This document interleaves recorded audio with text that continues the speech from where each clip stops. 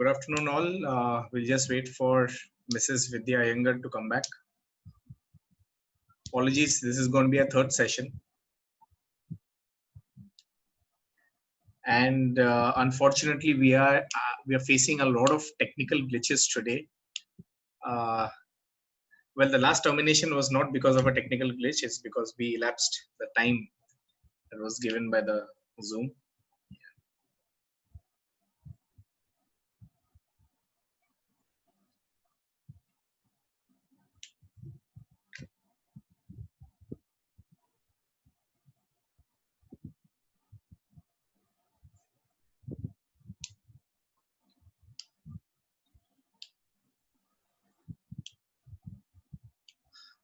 I request all my distinguished participants to kindly raise your hand if I am audible and I am visible. Perfect. We will just wait for our speaker to come back, and this session will solely be on Q&As. I apologize that the moment we are coming back to a new session, I'm losing all the chat box.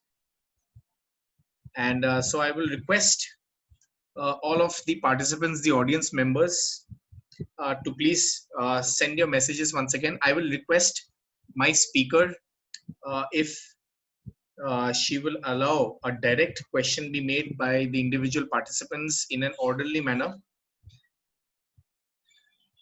Sorry, ma'am. Yeah, sorry. I know. And my presentation was quite big, I believe. So it is taking a lot of time. It was informative, and so we'll come back to the questions once again. There is a request by the participants is if they are allowed in an orderly manner to ask questions directly to you. Well, I think it'll okay, fine. Okay, so I think there's a question from Vaibhav. Okay. Yeah, ma'am. Can I address you the query? Yeah.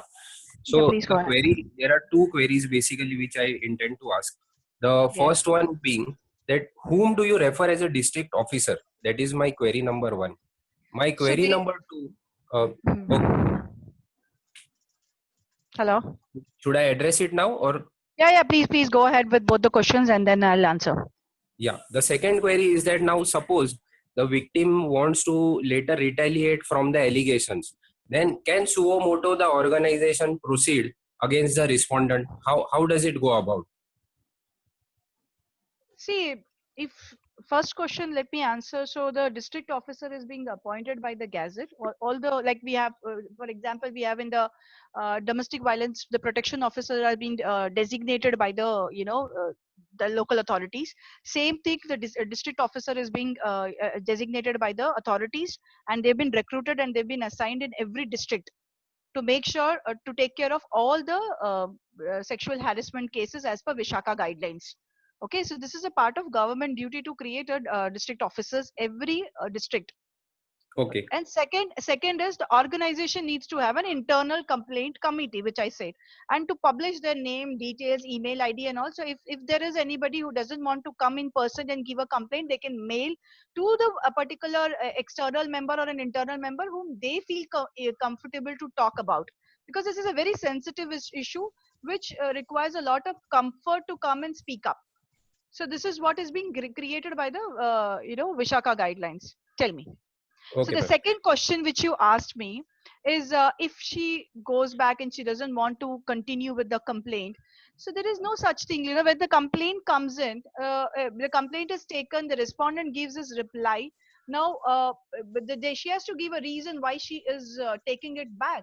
And as I said, the conciliation is a part of it. So first the conciliation takes place if she wants to not proceed to the inquiry and take up a way to settle the matter or to understand if the respondent is ready to apologize, feel the mistake and reprimand, change himself to understand that he has done a mistake and he will not repeat it. Yeah, if he has given a written apology and she does not want to proceed ahead, then still completely fine. So then there is a conciliation, then the matter gets settled. Okay, so the organization suo moto cannot proceed against him just to harass him or to take him off if they No, have some no, grudges? no, no. If the conciliation has taken place, the Yeah. law has a very clear picture of conciliation. When the conciliation happens and the settlement is drawn, then Yes. it cannot proceed with the case. It is a closure. Okay. And the conciliation having taken place, is anything to that effect provided to the respondent as well? If he has given a tendered a written apology, so is there Yeah. something, or is it only verbal? So that depends on the conciliation terms, right? What exactly is the victim asking for? If she is okay with an oral apology or a written apology, or she wants him to be counseled and understand that this was a mistake by him, then whatever manner the conciliation has to take place will be discussed across the table with the victim and the respondent. Okay, okay, ma'am. And could you please give the district officers like any website or something where we would find the district officers? Where would we In case find possible, district officer? yeah, like we have the I'm protection officers in DV. I'm not having the list right now. Like we Okay. can even at least later share with the Yeah, maybe yeah, on sure. the Perfect. particular Perfect. LinkedIn or Yeah, something. thank you, madam. Yeah, Perfect. thanks a lot. Yeah. Next time onwards, we'll request the participants to ask just one query at a time and not bombard our speaker with a number of questions. Yeah, Yeah, There yeah, is the next I question. apologize. I No, apologize. Next not, question, not Prachi and Sridhar. I'm going to ask Prachi first. Prachi. Hi, hi, Yeah. hi. Yeah, Hi, can you Prachi. hear me? Yes, very much. Go ahead. Yes, yes. Thank you, Vidya, for such informative session. My question here is that as we are working from home, and the question was from my side about the COVID-19 situation where we can conduct the proceeding through video conferencing. So here my question is, can we record the proceedings? So actually, there is a recording. All the Okay. inquiries are recorded. So there is there's a clear fair trial because it is between the internal Yes. committee and between the respondent and the victim. So everything is recorded. Mm-hmm. And we have to before take permission from the complainant and respondent for conducting inquiry through VC if any one of them, maybe complainant See, or as respondent, of denies to. now, it happens in person. But because of this COVID situation, right now I have not received any complaint, or we are not going through any such inquiry. So Okay. I'm not very clear whether the VC recordings Mm-hmm. are happening. Trials are happening right now. But as I understand, the court proceedings also happening. So these type Yeah. of inquiries to be addressed immediately. Complaint can be received in email, and the inquiry can be conducted through VC. The recording can be done, and then Mm-hmm. it is also that even the conciliation can take place. And if the conciliation doesn't end, there is a possibility that they can proceed further for inquiry, the Yes. way it has Yes. to be done. And Yes. everything, the replies and the evidence and the documents can be submitted online. All these Mm-hmm. can happen through the online media. Vidya, just one last question, if you allow me, just quickly, Sure, go one ahead. last question. Yeah, so if the respondent resigns before the initiation of the inquiry, then can employer hold his resignation, or we are at the liberty to hold the resignation, or we have to accept his resignation? See, the resignation won't impact the trial which is going on. So if there Yeah. is a trial, the trial will commence. It won't depend on whether the employer, the respondent who has, uh, who's been accused, leaves the company or continues with the company. But while the particular harassment took place, if he Mm-hmm. was an employee of the company, the complaint is very much in existence. Even if his notice period is over, right? I'm not getting your question. It's a very Sorry, is it like presumption stuff that yeah, so after resignation they have See, to serve I notice period. no. Actually, the thing is, this particular inquiry has to get over within 90 days, and it is Yes. very fast. A moment the complaint is received, it proceeds within 7 days notice to be sent because it's within the organization. Then Yes, within yes. 10 days, a reply to be 10 days you have received. to Then file the defense. proceeded with the evidence and then trial. So this is not something which you feel will prolong for a very long time. That he finishes his notice period, Mm-hmm. he leaves and all. So even if he leaves, if there is a complaint, he doesn't turn up. Like there is a possibility that the respondent may not turn up for the inquiry. Yeah, yeah, And yeah, in yeah. that case, Ex parte. the ex parte, and secondly, the where he has joined, that particular company is also responsible. Their Mm-hmm. particular company will start with the inquiry. They will also be a party to it. So when there are two organization which is involved, then both the parties will take up. Okay, okay. Thank you so much, Vidya. Thank you.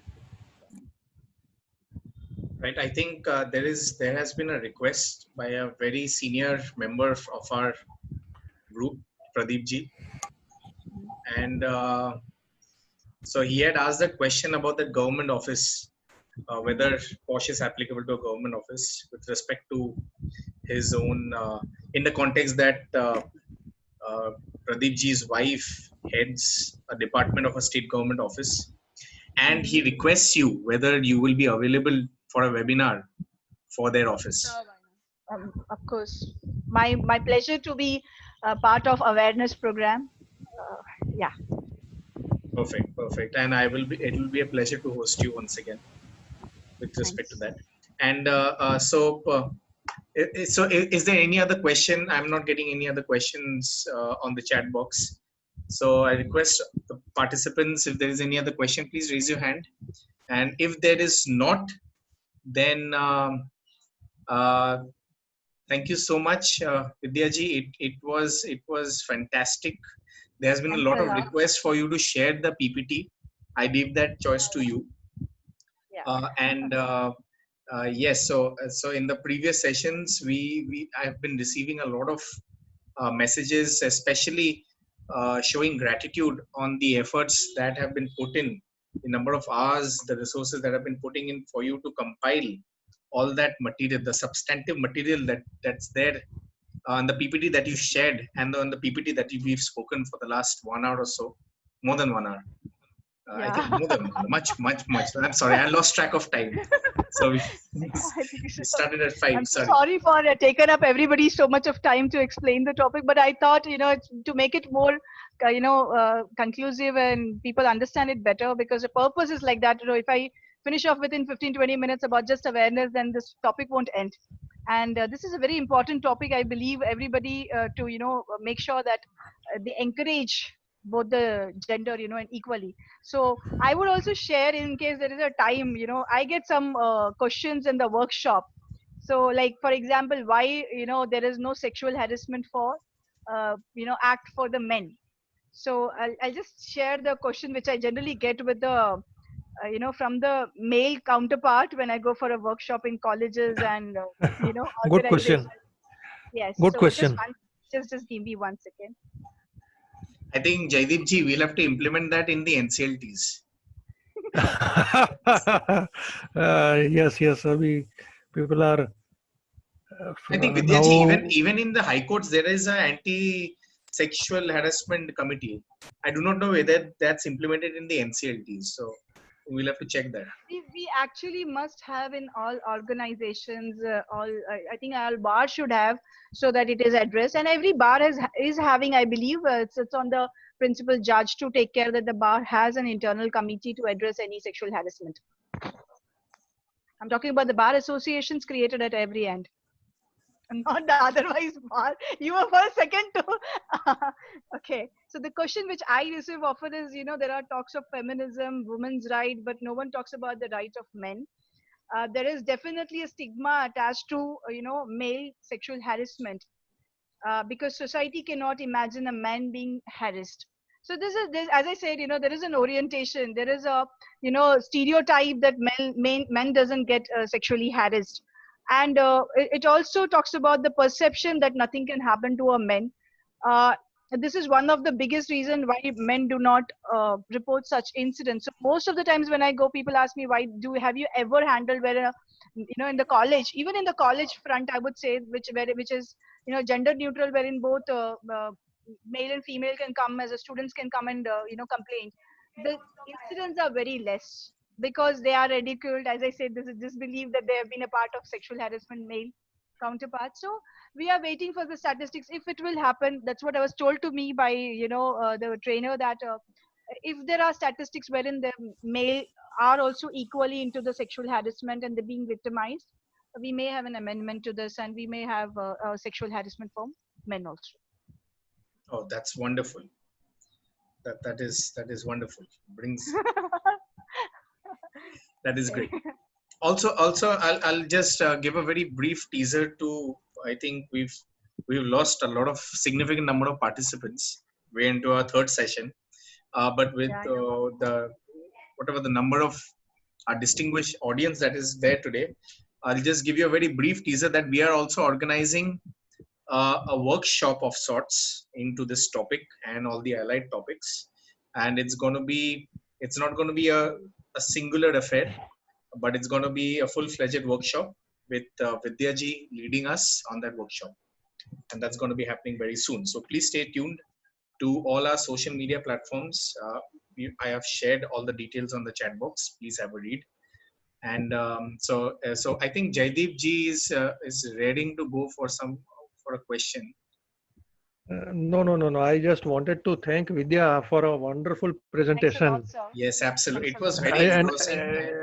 and I just pleasure. wanted to I just wanted to say if you can give any practical example, say like a very high profile case of Manish Murthy when he was a CEO of Infosys USA. So And we had a lot of cases when it came to Me Too. So I don't want to touch the topic right now. So people actually took it as a lot of memes were created and trolled, but it is a very sensitive topic, and we have to make sure that we create a gender neutral, equal opportunity at the workplace for everybody to work at a friendly environment. That's the must. but in So that case, Infosys had to pay a very heavy true. compensation, Yes. which ran into, according to my knowledge, about 100 crore rupees. I don't if I am right, I don't know. That was a long back. I But did then not read that case, so he had to leave. Then Manish Murthy was ultimately he was kicked out. but I'm suppose all these things are getting us into a better environment, and as I said, Finland is one of the happiest country, and when you see it's gender equality is in the top. So I suppose if India also gets to that level and we have economic participation equally from both the gender, we've stopped dissuading our men to be part of household work. I'm sure everybody must be now participating, but I'm just saying, so we do everything in an equal part. We allow the men and the women equally to participate in every fraternity, whatever it is, based on their area of interest, rather than just making sure that it's a livelihood and it's a career oriented stuff, just to allow them to be passionate towards their profession and make them equal, then we may reach to the gender equality also, and we may have a more better self-reliant country. Absolutely. I think that is the goal, and that is why we have all these implementation restrictions, restraints in place, so as to stop social evils to creep into all these organizations and into lives. And as you very well elucidated and explained, the purpose and the objective behind these acts and the restraints and the restrictions that have been imposed through all these statutes. Thank you so much, ma'am. It has Hello. been Thank you so wonderful. It much. has been a pleasure to have you, and also all the distinguished participants, and to all the other people who were there, who've been listening to us very patiently. Thank you. For Thank you. third round. Thanks everyone for joining and patiently listening to me. I hope I have given enough material to understand the topic and its sensitivity. Thanks a lot. Thanks a lot, Also, everyone. Vijendra Purohit ji is also a very noted counsel of Bombay High Court, a very dear friend of mine. Thank you, Rajiv. Thank you. It is a pleasure to have all of you all.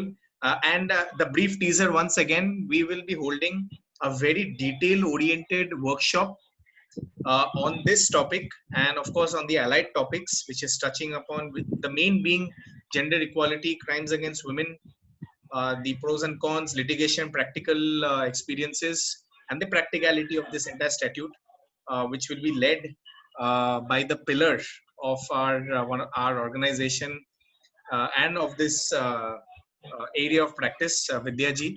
So please contact us, follow us on our social media platforms. This is the Corporate Legal. Have a very good evening, and please tune in to the other webinars that are there. Thank you you, so Rajiv, for much. hosting a wonderful session. Thank you. Thank you so much. Thank you. Thank you. Thank you, Rajiv. Thank you. Thank you, everybody. Thank you, Vidya ma'am. Thank you. Thanks. Thank you, Vidya ma'am. Yeah, my pleasure. Thank you.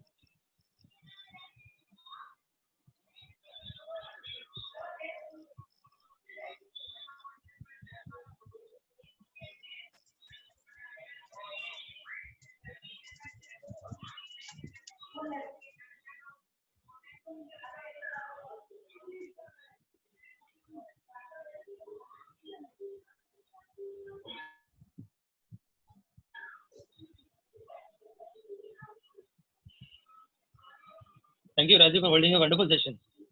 Thank you, sir. Thank you. Thank you very much. Can I have a next session? Sir, please follow me. I mean, we'll be having a session day after tomorrow.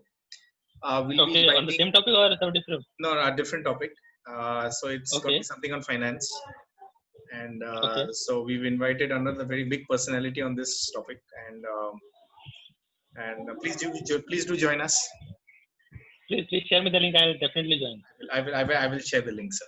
I will share. Thank you very much. Thank you, everybody. I'm ending the meeting. Thank you.